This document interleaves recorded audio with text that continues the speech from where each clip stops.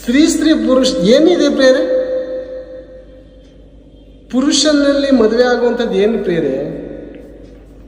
ದೇವರು ಒಂದು ಸ್ತ್ರೀ ಒಂದು ಪುರುಷನು ಯಾಕೆ ಮಾಡಿದ್ದಾನೆ? ಹೆಣ್ಣಿಗೆ ಗಂಡು, ಗಂಡಿಗೆ ಹೆಣ್ಣನ್ನು ಯಾಕೆ ಮಾಡಿದ್ದಾರೆ ಪ್ರೇರೆ?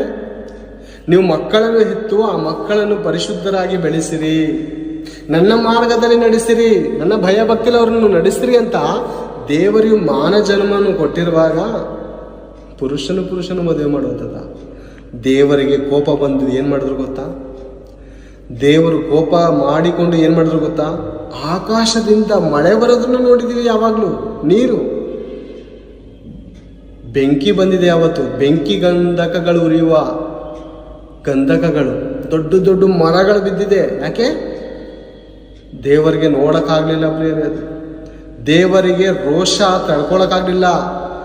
ಒಂದು ಹೆಣ್ಣು, ಒಬ್ಬ ಪುರುಷನಿಗೆ ನೇಮಕವಾದಂಥ ಒಂದು ಹೆಣ್ಣು, ಯಜಮಾನನು ಆಚೆ ಕಡೆ ಕೆಲಸಕ್ಕೋಸ್ಕರ ದುಡಿಯಕ್ಕೋಸ್ಕರ ಹೋದಾಗ ಈ ಸ್ತ್ರೀ ತನ್ನ ಗಂಡನಿಗೆ ಮೀಸಲಾದಂಥ ಈ ದೇಹವನ್ನು ಪರ ಪುರುಷನ ಜೊತೆ ಹಂಚಿಕೊಂಡಿರುವಾಗ ಒಬ್ಬ ಗಂಡನ ಕೋಪ ಯಾವ ರೀತಿ ಬರ್ಬೋದು? ಒಬ್ಬ ಗಂಡನ ಕೋಪ ಯಾವ ರೀತಿ ಬರ್ಬೋದು?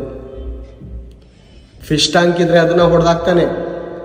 ಮೀನು ಒದ್ದಾಡಿ ಸತ್ರು ಪರವಾಗಿಲ್ಲ.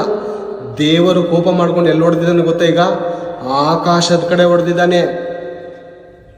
ಕೋಪದಿಂದ ಆಕಾಶಕ್ಕೆ ಗುದ್ದಿದ್ದ ತಕ್ಷಣ ಮರದ ಗಂಧಕಗಳು ಬಿದ್ದು ಭಸ್ಮ ಮಾಡಿದೆ ಪ್ರೇರೆ ಒಂದು ಕ್ಷಣದಲ್ಲಿ. ಈ ದಿನವೂ ಅಲ್ಲಿ ಒಂದು ಹಸಿ ಕಡ್ಡಿ ಕೂಡ ಬೆಳೀತಾ ಇಲ್ಲ. ಎಲ್ಲಿ?